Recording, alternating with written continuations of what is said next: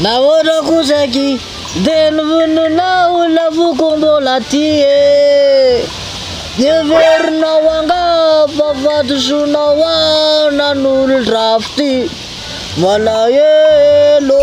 Inona le style ty e? Sotra. Zaho lamba vato hoe tsy sotro tonkatsony. Ka zaho mihitsy ny atao voadiko satria mbola makafoko. Fety efa ela be valesy le ty e. Zaho efa 14 février fety d'amour. Ka nen'aly ty fety d'amour satria ny vola tsisy ny vadina midositra ny bolila. Raha zany de misy solution. Inona? Tsy zaho mihitsy natao lahy fandana lahy mitady vola zany tsy anatina ny lahy eo fotsiny. Raha resaka vaditra indray de mandeha anaty tena tsara lalàna. Eny makaray de atao fomba netsiketsika de azo mivady. Le ty koa lesa tapitapy arimo ty to mavativaty kely tsara tary fa teza nazaolany reo efa menatra ny nangalatra tany raiky.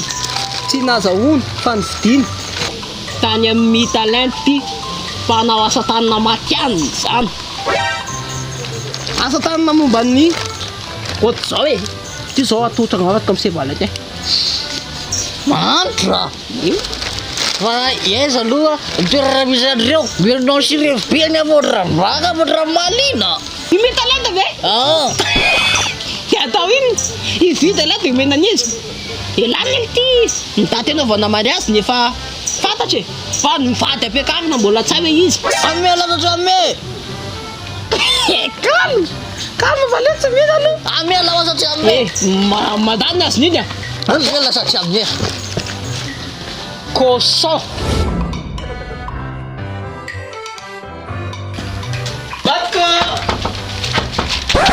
wise so vao tonga ato tranoato zany de atady foana isanandro tsy vitako koa. Wise awa zaza daladalainao saiko a bady vera nga tsy mamisy hoe bisou tonga de ady. Za efa empakanao manomboky ny any ty tsisy bisou zany tsony tapitra na miditra ao anaty vovokely be marivo fahataroako tiako fafy ty eo fa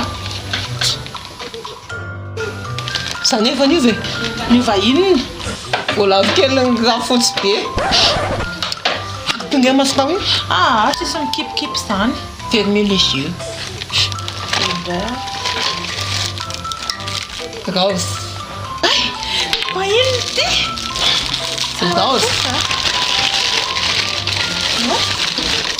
Ety mbola mihinana koa ty.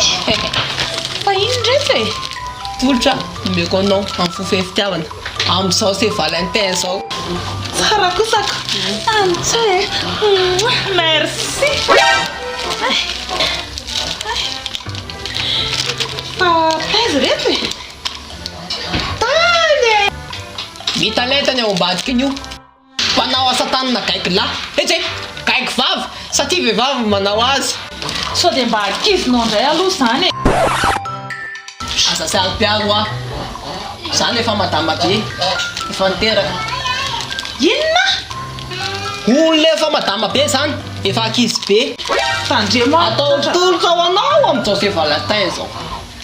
Tandremo aritratra koa fa le izy kosa aloha tena tsara e.